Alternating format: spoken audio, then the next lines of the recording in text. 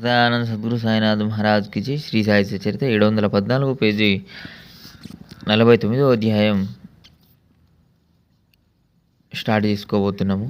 శ్రీ గణేశాయ నమః, శ్రీ సరస్వతీ నమః, శ్రీ గురుభ్యో నమః, శ్రీ కులదేవతాయ నమః, శ్రీ సీతారామచంద్రాభ్యాం నమః, శ్రీ సద్గురు సాయినాథాయ నమః. సద్గురు శ్రవణాన్ని సాంగోపాంగంగా చేయలేక వేదాలు పురాణాలు అలసిపోయాయి. అటువంటప్పుడు నేను ఏమీ తెలియని అజ్ఞానిని కనుక ఊరక ఉండడం ఉత్తమం. వాస్తవానికి మౌనం వహించడం నిజమైన స్థవనం. కానీ సాయి యొక్క ఒక్కో సుగుణం మౌనాన్ని మరిపింపచేస్తుంది. అగాధమైన సాయి లీల ధన్యం. దానిని చూసినా నేను ఊరుకుండలేను. పక్వాన్నాల రుచి జిహ్వకు తగలగానే మనసుకు శ్రోతలు గుర్తుకు వచ్చారు. వారిని కూడా నా పంక్తిలో చేర్చుకోవడం వలన మాధుర్య రుచి మరింతగా ద్విగుణీకృతమవుతుంది అని అనిపించింది. అందువలనే ఈ భోజనం చక్కగా తయారైంది. భక్ష్యాలు బాగా రుచికరంగా ఉన్నప్పటికీ సజ్జనులు స్నేహితులు పంక్తిలో లేకుండా ఒంటరిగా ఉంటే వాని మాధుర్యం చెప్పబడిపోతుంది. సాయి సకల అవాప్తకాముడు, సాయి సకల సంతలలాముడు, సాయి భక్తులకు శ్రామధామం. వారు దుర్భరమైన భవచక్ర భ్రమణాన్ని నివారించేవారు. భాషకు అందని వారి లీలలను నా వాకుతో వర్ణించలేను. తర్కబుద్ధికి అందని వారి అతర్క్య కళ నాకు ఎలా అర్థమవుతుంది?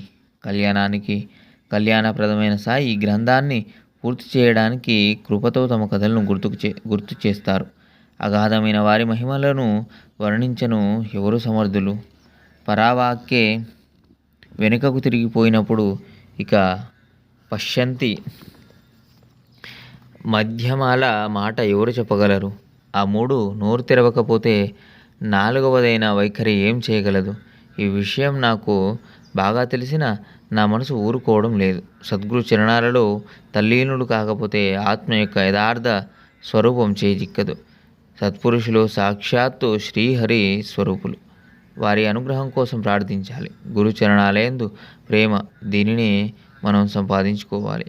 సత్పురుషుల యొక్క సాంగత్యంలోని మాధుర్యం మరియు ప్రేమ మనకు లభ్యమవుగాక. శరీరాభిమానం పూర్తిగా ఉన్నవారికి భక్తులు అన్న పేరు తగదు. సంపూర్ణ నిరభిమానులలోనే నిజమైన భక్తి ఉంటుంది. జ్ఞానిని అన్న గర్వం, శ్రేష్ఠుణ్ణి అన్న అభిమానంతో కేవలం దంభానికి నిలయమైన వారికి ఎక్కడి ప్రతిష్ట? తమ గురువు యొక్క కీర్తిని భక్తితో గానం చేయని వారు అభాగ్యులు. చెవుడు లేకున్నా వినని వారు మూర్తీభవించిన మందమతులు. తీర్థవ్రతాలు, యజ్ఞాలు, దానాల కంటే తపస్సు చేయడం శ్రేష్టం. తపస్సు కంటే అధికం హరిభజన. తమ గురువును ధ్యానించడం అన్నిటికంటే శ్రేష్టం. సాయి భక్తులకు సాయియే ధ్యాన ధారణలు, సాయియే వారి దేవతార్చనలు, సాయియే వారి గుప్తనిధి.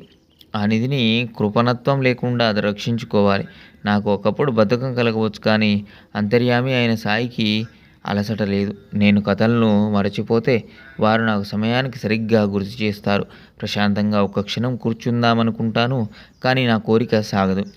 అకస్మాత్తుగా బాబా కథను స్ఫురింపచేస్తే నేను వెంటనే కలం చేతికి అందుకోవాల్సిందే. ఇటువంటి అమోఘమైన కథలను భక్తులకు వినిపించడానికి మరియు నా శ్రేయస్సు కోసం ఈ సచరిత రచనకు నన్ను ప్రేరేపించారు. సత్పురుషులు తమ కథను తామే రచిస్తారు. వారి స్ఫూర్తి లేకపోతే రచన రసవత్తరంగా కాక అంతా చెప్పగా ఉంటుంది. 21వ ఓవి నుంచి మరో వీడియోలో చదువుకుందాం.